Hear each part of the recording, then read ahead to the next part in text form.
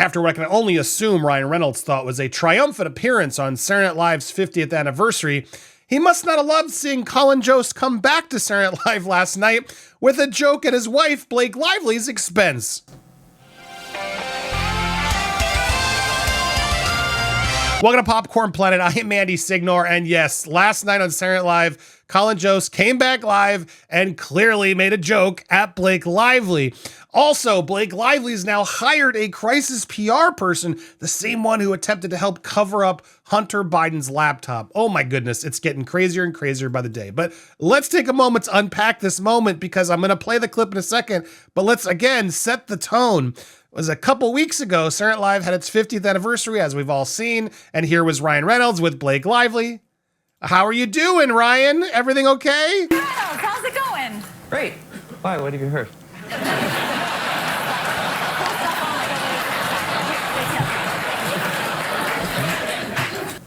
Her playing, why? Is there something wrong? Yeah, clearly, guys, the joke didn't hit. But now, here we come. Saturday Night Live is back. Now, they focused a lot on this Zelensky-Trump meeting, and so that sets up the tone. So I don't want to hear about the argument in the comments. I got my own thoughts, but whatever. Here it is, queuing up the ultimate Blake Lively bash. Trump repeatedly scolded Zelensky, telling him, "You have real problems." Yeah, man, he's in a war. I have to offer commentary here. That's true. No one's asking to borrow missiles so they can take the party to the next level. Zelensky was asked to leave the White House. Then he appeared on Fox News and said he thinks he can still salvage his relationship with President Trump, which is like Justin Baldoni saying, "I'd love to work with Blake again." Damn. I mean, look at Colin's face. Because again, Colin is now married to Scarlett Johansson, who Ryan Reynolds allegedly, the rumors are, cheated on her with Blake Lively. Now they denied that. Scarlett's never admitted that, but that's been a theory, which we're going to look into that next week. But at least was his ex-wife. So you have your ex-wife's husband crack this joke. The same ex-wife's husband whose show you decided to go make your first appearance on, let him write a joke for you that bombs. I mean, the whole thing is all next level cringe, and I just can't believe it. But I love listen to Colin crack even before he says it, because he knows this is going to get me in trouble. Which is like Justin Baldoni saying, "I'd love to work with Blake again." Ooh, and even the audience is like laughing, but like, should we laugh at this given what you did last week? Anyway, to me, this shows SNL playing its cards of, yeah, they're clearly, they know Blake Lively is crazy. And given the appearance, she's going to have this same reaction of, wait a second, why are you making fun of me? I thought you had our back, Saturday Night Live. What's going on? Anyway, what do you guys think of that? Are you surprised? I'm impressed. Saturday Night Live did take a sway. And I wish they'd go a little harder, to be perfectly honest, and more honest. But it's nice to at least see them admit, yeah, no, Justin Baldoni's never working with Blake Lively again. And notice, this joke could have been the other way around. That's like Blake Lively saying, yeah, I want to work with Justin again. They chose to make the butt of the joke on her, not on him. Incredibly telling. So that, to me, is showing where Hollywood and all these people align. And this one was just far more interesting to talk about because given this whole appearance, which even Kevin Costner was like, what the hell are you doing, Ryan? Very, very telling. Now, second part of this video, I didn't want to, we were going to talk about this Monday, but now that I had breaking news with Saturday Night Live, I thought this is kind of related. Given the politics we just talked about, Blake Lively is now hired CIA alum as her own crisis PR agent in the legal battle with Justin. Now, before we get into who this person is and all that, like, you hired a crisis PR person because that's what you, here it was. This is what you, allegedly, this is what Team Blake leaked back in August 13th as things were brewing. Before it really got to a head, right as it was about to, Justin hired a crisis PR team because he was hearing the rumblings. There were things leaking about him that were false. So he hired a crisis PR, and then Blake's team allegedly found out and leaked it. He retained the service of Melissa Nathan, who represented Johnny Depp during the Amber Heard trial, almost seemingly trying to shame him. Like, oh, look what he's resorted to. Johnny Depp's crisis PR one. You know, the one that lied about Amber is how I read this, which is just like, come on. Good for him is what I saw that says, yeah, Good for him. He could use the help, just like Johnny did. But they tried to weaponize this against him. And what's really scary about this is that it seems to already be working. This link should be here. Look how these articles are already starting to spin this. Blake Lively claims tailored win. Justin Baldoni. Remember when we told you last week, the breaking news that Justin had a big win and Blake lost? Blake didn't get what she requests, which were completely overreaching records. And the judge is like, you can't have that. And then they're like, you have to ask for it specifically on your people if you want to do it. So now Blake's like, it's a win. It's a win. That's exactly what I wanted. You wanted to waste the court's time? Why? Why are you wasting the judge's time? Tailored win so I can really get what I want, which is to talk to the people specifically. No, you didn't.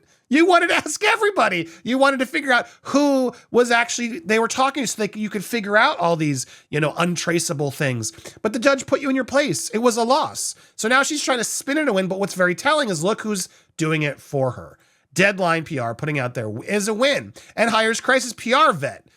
Try almost like this is a positive. Her own crisis PR team now is trying to spin all the articles in her favor. And I'm sorry, isn't that what you're accusing Justin of doing when you were out there leaking stories about him? The hypocrisy here is mind-blowing.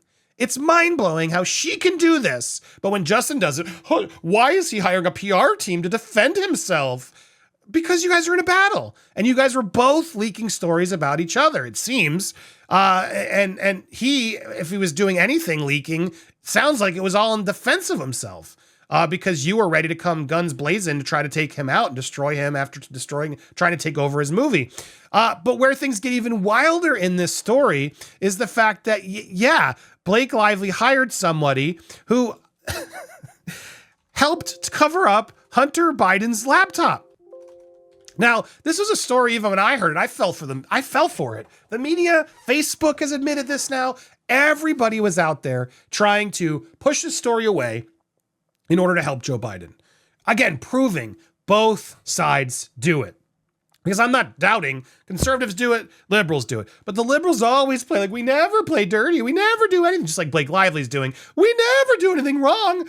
They absolutely covered up Hunter Biden's laptop. Now, whatever your I don't care. But the reality check is it's now been proven, yes, that was not a Russian information operation. It wasn't. And they were blaming Russia and doing all this to try to so Biden could get away with not having to address this and his son wouldn't get caught in some of the things that were happening. There's a lot of fair questions that really did happen given all that. And the reality check is when that laptop came out, we were all sold a bill of goods. Oh, no, that's nonsense. This is Russian. It's a fake laptop. It doesn't exist. The Russians are trying to interfere, blah, blah, blah. No, they weren't. And this guy was one of the group of 51 senior intelligence officers who signed the widely cited and subsequently criticized 2020 open letter stating that the Hunter Biden laptop has all the classic earmarks of a Russian information operation. So that is now who Blake Lively is relying on, this crisis PR person. It's nuts. It's wild. Look, I'm torn by this because yes, she's allowed to have one, but why were you criticizing Justin? So anything Justin does is retaliation. Anytime he defends himself, it's retaliation. Nonsense. And you're telling me, Blake, you didn't leak this out to try to make it look even more nefarious then before you had your evidence when you stole the phone from Jennifer Abel. You put this out there trying to make this a negative. And if anything, you leaking this armed all of Johnny's fans who are good at seeking the truth, who are going to really react more strongly when they see somebody else getting the same treatment Johnny did, which he did. They railroaded him, and they're still trying to rewrite history and do it. Not on our watch with this Justin case.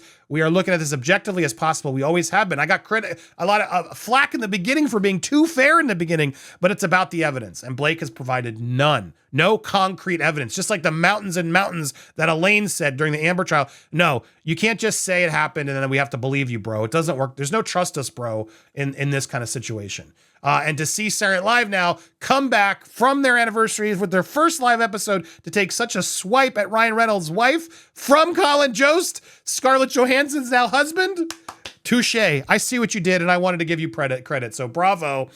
Make sure you guys subscribe if you haven't already. Hit the bell for all alerts so you get notified when the alerts come in, and leave your comments down below. Do you agree it's a pretty bad look for Ryan and Blake coming after the 50th to see they Start Live made a point to, and Colin Jost specifically, to take her out? Let me know down below.